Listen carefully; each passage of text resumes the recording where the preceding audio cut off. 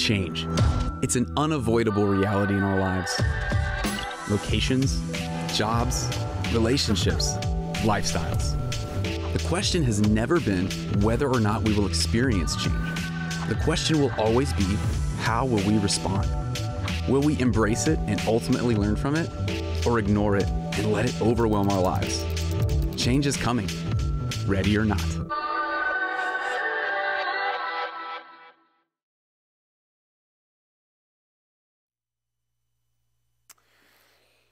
Well, how many of you played the game when you were a child, when you were younger than you are now? You played the game hide and seek. Everybody raise your hand. Good grief. Yeah, there you go. Doesn't that feel good? Just won't be afraid to raise your hand in church. We're okay with that. It's all right. Just, get the wave going here. Yeah. Okay, hide and seek. You remember playing that as a kid? Here's what I remember as a kid. I remember the frustration of being the guy that was hiding, and I had a great hiding spot. And then I would go to that place while the person was counting to whatever number, they deemed fit. And I remember the incessant frustration of being about halfway into that thing I was trying to get in when they would yell out, "Ready or not, here I come." And so then they'd come, and of course, then they'd find me because I'm half in and half out of the box. I grew more than I thought or whatever. So frustrating. But they would always say the same thing. If you were the person counting, it was your obligation to get to 20 or 25 or 100, or if you're an older sibling, you said, "Hey, count to 1,000 and then come find us." Right? Yeah, you older siblings, you know what that's like. And we younger ones, we believed you. 991. Yeah, right? And it was your obligation when you got to that number, that designated number, when you would say, "Ready or not, here I come." We are starting a series today entitled Ready or Not. Because whether you are ready or not, change is coming to your life. Isn't that amazing? In fact, this is a reality that is, as the title of our message is today, it's nothing new. Because today, everybody in this room is dealing with change. We're dealing with different changes for sure, but everybody deals with change. It is a regular thing. We're always navigating changes. Seasons come and go. Seasons in the weather, seasons of life. Calendars change. Do you know that you will never get 11 o'clock on September 12th, 2021 again? That's gone. You know why? Because time changes. It's gone. You're never going to get it back because of change. Our kids grow up. Told the first service this morning, when it was time for him to move out of the house, we had a party. We called all the power together. He's gone. We felt free. And then the next year, when it was time for me to leave, my parents spent months in sackcloth and ashes just weeping and mourning my absence. Right? Yeah, whatever. That was probably reversed. If they celebrated, and I think they did, when my brother left, I know they celebrated when I left. I know it. We change addresses. We change jobs. Sometimes our families grow as babies are born. And then most, if not all of us, know that when death comes, the family has changed. It's all change. And it's always coming to us because change is nothing new. And even when changes come in ways that we don't want or like, we need to understand that change is not the end. As followers of Jesus, we serve a God who is greater than any change and greater than any effects of any change that would come to our life. And that is something that we just really need to grab a hold of this morning. Today what I want to do is look at one example in the Old Testament. One of the beauties of Christianity is that it is rooted in human history. That is, this is not just a book of stories that may or may not have happened. It is verifiable that the scriptures are true. It is scientifically verifiable. It is historically verifiable in every sense of the word. And so Christianity stands alone as a world religion that just weaves together with human history. Jesus was real. The disciples were real, you know. I mean, the Exodus happened. The sun stood still. Joshua, we talked about that a few weeks ago. All of these things, these are not just stories. They're historical events that have happened in the course of human history. We're going to look at one of those examples today because there's some things about change, no matter what example we look at in the scriptures, that we'll probably find all of these things in play. So we're going to look at the story in the book of Daniel in the Old Testament, Daniel chapter 3, the story of Shadrach, Meshach, and Abednego. Even if you're unfamiliar with Christianity, there's probably a good chance that you've heard this story or something like it. What had happened was the Israelites, the nation of Israel, had been overwhelmed and conquered by Babylon. And so Babylon had taken them out of Israel and carried them back away. Babylon's present-day Iraq, Iranish, you know, so they had taken them away from their homeland. They would not return to their homeland until 1948, incidentally. But the Jews were in exile. Well, Shadrach, Meshach, and Abednego are three young Hebrew men who, along with Daniel, so there was four of them, but three in this particular chapter. These three Hebrew men, they were young men, but they had proven their mettle as slaves, if you will, of the Babylonian Empire, so much so that they had been elevated to positions of, they were employed by the Babylonian government, but they were worshipers of the one true God. So we're going to read chapter 3, and then we're going to take a look at two things, what change shows us, and then what's next. So let's begin with verse number 1. King Nebuchadnezzar made a gold statue 90 feet tall and 9 feet wide, and he set it up on the plain of Dura in the province of Babylon. Then he sent messages to the high officers, officials, governors, advisors, treasurers, judges, magistrates, and all the provincial officials to come to the dedication of the statue that he had set up. So all these officials came and stood before the king Nebuchadnezzar as he had it set up. Then a herald shouted out, "People of all races and nations and languages, listen to the king's command. When you hear the sound of the horn, flute, zither, lyre, harp, pipes, and other musical instruments, bow to the ground to worship King Nebuchadnezzar's gold statue.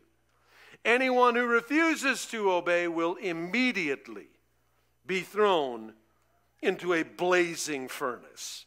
And so, at the sound of the musical instruments, all the people, whatever their race or nation or language, bowed to the ground and worshiped the gold statue that King Nebuchadnezzar had set up. Verse 8, but some of the astrologers went to the king and informed on the Jews. They were tattletales. Verse 12, they said, there are some Jews, Shadrach, Meshach, and Abednego, whom you have put in charge of the province of Babylon. They pay no attention to you, your majesty. They refuse to serve your gods and do not worship the gold statue you have set up. Then Nebuchadnezzar flew into a rage and ordered that Shadrach, Meshach, and Abednego be brought before him. And when they were brought in, Nebuchadnezzar said to them, is it true, Shadrach, Meshach, and Abednego, that you refuse to serve my gods or to worship the gold statue that I have set up? Verse 16, Shadrach, Meshach, and Abednego replied, O Nebuchadnezzar, we do not need to defend ourselves before you. If we are thrown into the blazing furnace, the God whom we serve is able to save us. He will rescue us from your power, your majesty. But even if he doesn't, we want to make it clear to you, your majesty, that we will never serve your gods or worship the gold statue that you have set up. And down to verse 24. But suddenly Nebuchadnezzar, so he throws him into the fiery furnace, but suddenly Nebuchadnezzar jumped up in amazement and exclaimed to his advisors, "Didn't we tie up 3 men and throw them into the furnace?" "Yes, your majesty, we certainly did," they replied. "Look," Nebuchadnezzar shouted, "I see 4 men unbound walking around in the fire unharmed, and the 4th looks like a god." Then Nebuchadnezzar came as close as he could to the door of the flaming furnace, and he shouted, "Shadrach, Meshach, and Abednego, servants of the Most High God, come out, come here." So Shadrach, Meshach, and Abednego stepped out of the fire. Then the high officers, officials, governors, and advisors crowded around them and saw that the fire had not touched them. Not a hair on their heads was singed, and their clothing was not scorched. They didn't even smell of smoke. Then Nebuchadnezzar said, "Praise to the God of Shadrach, Meshach, and Abednego.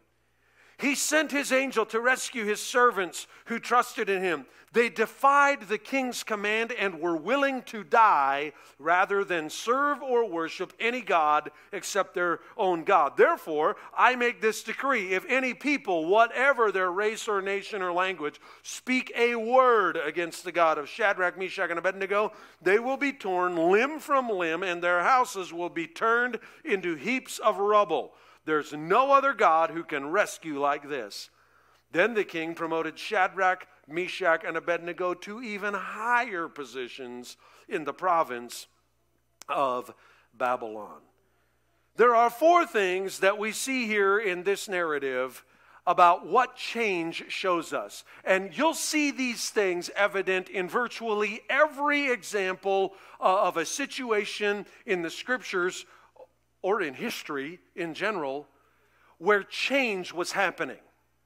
And so, first of all, notice that change shows us new opportunities to look to God.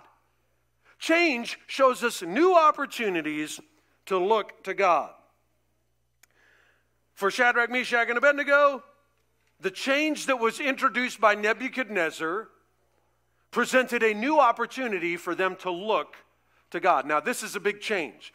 These guys are government officials, and Nebuchadnezzar just kind of springs this on everybody. He doesn't just spring it on a city, he springs it on the entire culture. That's why it says all the races and the different nations were there, because Nebuchadnezzar ruled it all. He was the man.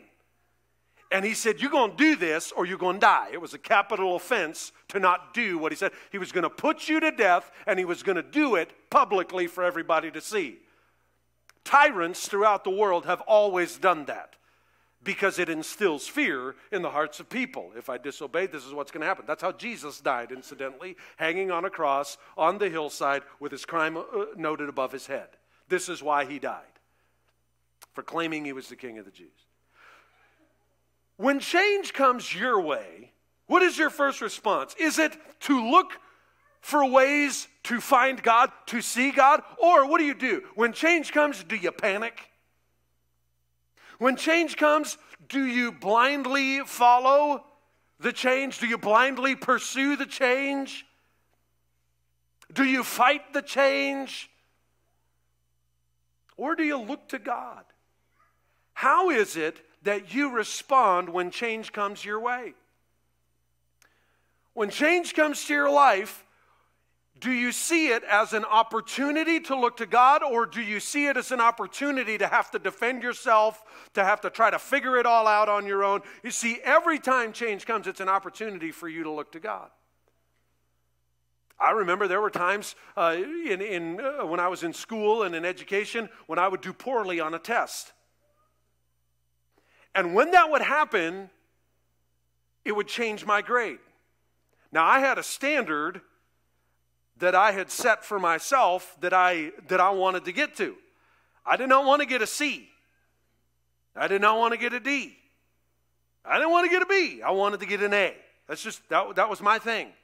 I wanted to get, so when I would do poorly on a test, I discovered in high school that the changes that would come to how I paid attention in class, how I took notes, how I prepared for the exam, it all changed, and it was an opportunity for me to look to God. And there were many, many times when that would happen to me, when I would begin to make that subject that class a matter of prayer.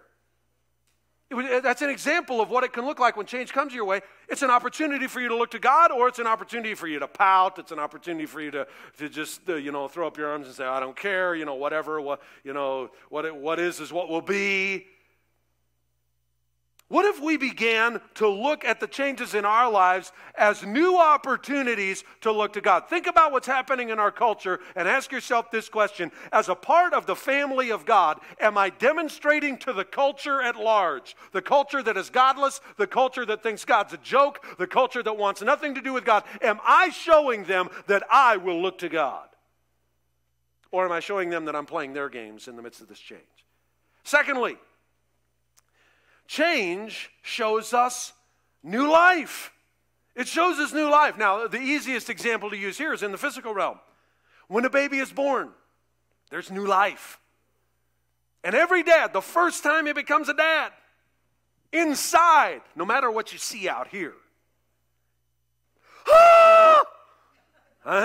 something like that is happening. Because we got no clue what we're doing.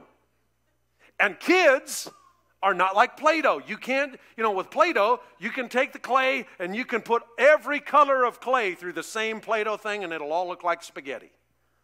That's not how kids are. Every kid is different. Every one of them. Look around this room. Every one of us is a kid in one way or another. Just a little older than some. Right? Every child, every person is different. But when change happens to that woman's body and she loses the belly, what comes? Yeah, that's new life. It's there. That's the easiest example for us to think of in terms of change that comes where we see new life. But what about when you're in a situation like Shadrach, Meshach, and Abednego, and this is a nasty, bad change that, it could cost you your life? Is there new life in that? Well, theologically, the answer has to be unequivocally yes. To be absent from the body is to be present with the Lord. So, hey ho, win-win, right? Yes, if I die, and that's what they said, if we die, we get new life with God because we don't have to deal with the effects of sin on this world anymore. As it was, God chose to do some different things, and what did he do? He breathed life into the heathen Babylonian Empire because he had their supreme leader say that if anybody is going to speak against their God, we're going to rip him limb from limb. We are going to tear him apart. We are going to destroy everything about him because there is no God. The gods I worship are not like their God. And from the mouth of one who was not a believer in God came the life in the culture. This has been a terrible year for forest fires. Terrible. Even this last week. Just it just kind of settles in. We've had little to no moisture. It's been very difficult. And none of us like forest fire smoke. When God set up the world, the ecology that God set up was such that, and all kudos here, by the way, to the instruction of our associate pastor, Steve Borchard.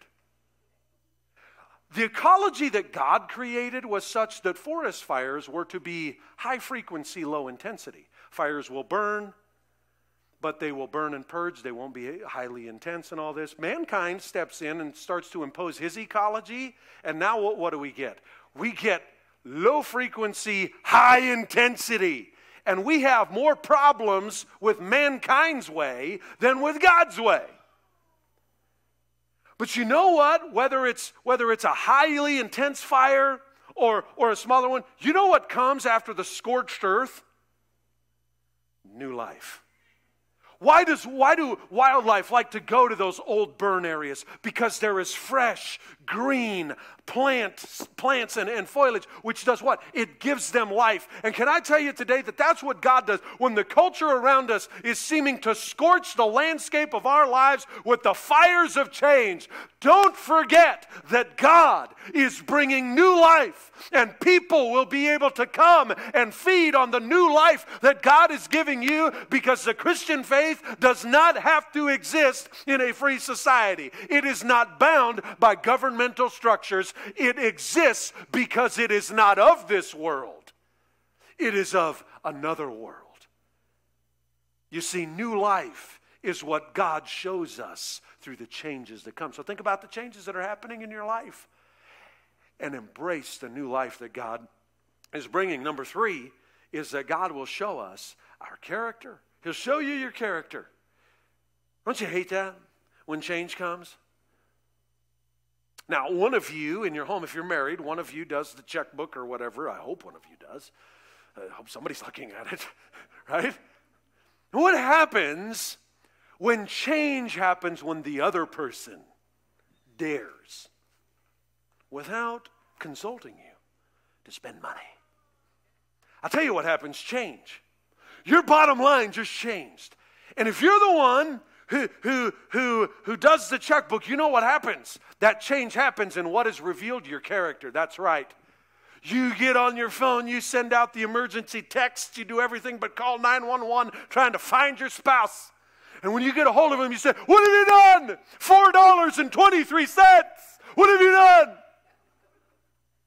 In that moment, your character is being exposed. The character that is afraid that God's not going to provide, the character maybe of anger, the character of, let me first overreact, then we'll talk about this, right? When change comes your way, your character is revealed.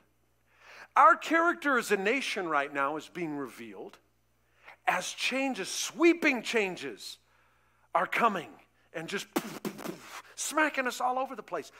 So, as our character is being revealed and our character is being shown, what is the world seeing? Are they seeing godliness? Are they seeing holiness? Are they seeing a reflection of Jesus? Or are they seeing us behave just like others? What is our character? This is what verses 16 through 18. Listen to what they said. They said, "If we are thrown into the blazing furnace, the God that we serve is able to save us. But even if he doesn't." So for them, it was a win-win. Paul said to live as Christ and to die as gain in the New Testament. That's what he said. And what Shadrach, Meshach, and Abednego were saying was that no matter what you do, our hearts will not change. We belong to God. We will obey him first before we will ever obey you when there is conflict between the two of us. It was their character. And so when change comes your way, what character is being shown? You know, change will sift you. Change shows us the character we have, and it also shows us the character that we need. And that second one is the hard one.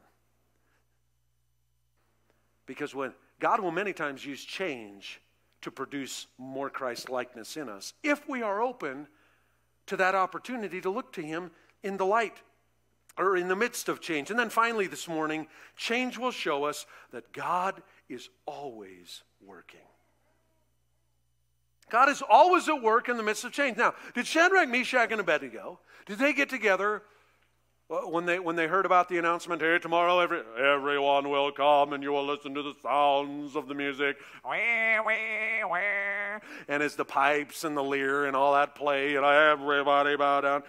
So when they hear that announcement, did they posse up and say, "Okay, guys, here's the deal. If we play this right, we can get a promotion. So we're going to stand. They're going to rat us out. We'll go stand and we'll say God's greater and all this. Now, we might die, but there's a good chance that we'll get promoted." No, that's nowhere in there. But what Shadrach, Meshach, and Abednego knew was that no matter what the final outcome of the change would be, they knew that God was working.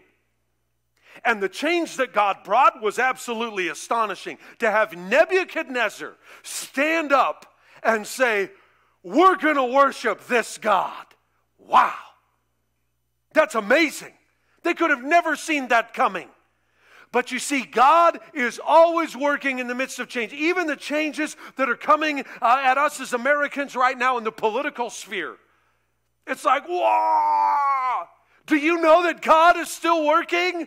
We need to saddle that pony and ride it because it'll never die. God is always working in the midst of the changes that are happening in your life. God is at work. If you've got sickness in your body and changes happening to you physically, God is at work. If there are changes happening in your family, God is at work. If there are changes going on at work, God is working, and we have got to trust Him and not ourselves in the midst of change, because He is the one. He's the only one that can bring lasting change, because lasting change never happens from the outside in. It always happens from the inside out. God is always working in the midst of change. And man, sometimes it feels like that rope is hard to hang on to. It feels like Crisco, peanut butter, all that kind of stuff. You know what I mean? That's hard to hang on to. And so what do we do? What do we do? What's next?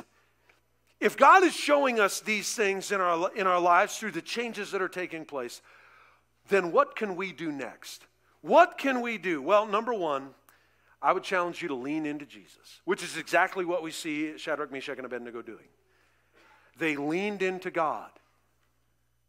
They leaned into the Lord. Even if God doesn't deliver us from this fiery furnace, we will not bow down. Lean into the Lord. This is an opportunity to lean into Him, to trust Him, to go deeper in your faith. As change comes your way, most of the time, you're not going to be ready for it. Ready or not, here I come. Oh, right? How many of you, as you've gotten older, you've noticed that your body has changed? How many of you are happy with those changes? Yeah, like, oh. I mean, it's not as easy to do what we used to do. You know, the mind still says, yes, I will climb that mountain. I will go straight up. You know, common sense says to do switchbacks. Oh, just go straight. And then your body kicks in about 7 steps up and says, woo-hoo-hoo, wow. And then that, you know, it's like being on the ski slopes. I don't go to the ski slopes for this reason, because it endangers your children. Not because I'm a good skier, because they're good skiers. And if your children are good skiers, I don't look at ski poles as ski poles. To me, they're skewers. Because I don't need no little brat just going down the mountain, you know, doing this while I'm, you know, I don't need that. Oh, to have that kind of energy and that coordination and that ability to just make your body do. But change happens as we get older to our physical bodies. In the same way with our spirit, as we mature in the Lord, as we draw closer to the Lord, change is always going to be happening on the outside. The change that God produces on the inside is going to be built on the foundation of you leaning into Jesus. Leaning into Jesus and trusting Him. I've rappelled one time in my life off of a cliff, just once. And I was with my brother, whom I trust. And I remember as we did it, my brother said, lean back. You know what came to my mind first? I will fall. I mean, we're on, you know, and so you got your feet on the cliff, and you're all belayed up and everything, guy at the bottom and all that kind of stuff, and you're tied off at the top. And he says, lean back. And only as you begin to lean back do you recognize that that is the proper way to get down that cliff, and that you are going to almost effortlessly. It is counterintuitive to lean into Jesus when change comes your way, but you've got to do it. Secondly, point people to Jesus. As change is coming, what an opportunity for us as followers of Jesus to point people to the truth, to point people to the way, the truth, and the life. What an opportunity we have. But is that what we're doing? Or are we pointing people to the ballot box? Are we pointing people to the legislation? I'm not saying those things aren't important. I'm saying, where are you pointing people first? Where is your hope? For Shadrach, Meshach, and Abednego, they pointed the king to the God of the universe. And we ought to do the same, because those young Hebrew men were not exceptions to the rule. They are examples to be followed. Are you pointing people to Jesus as change comes your way? Peter said it this way in 1 Peter chapter 3.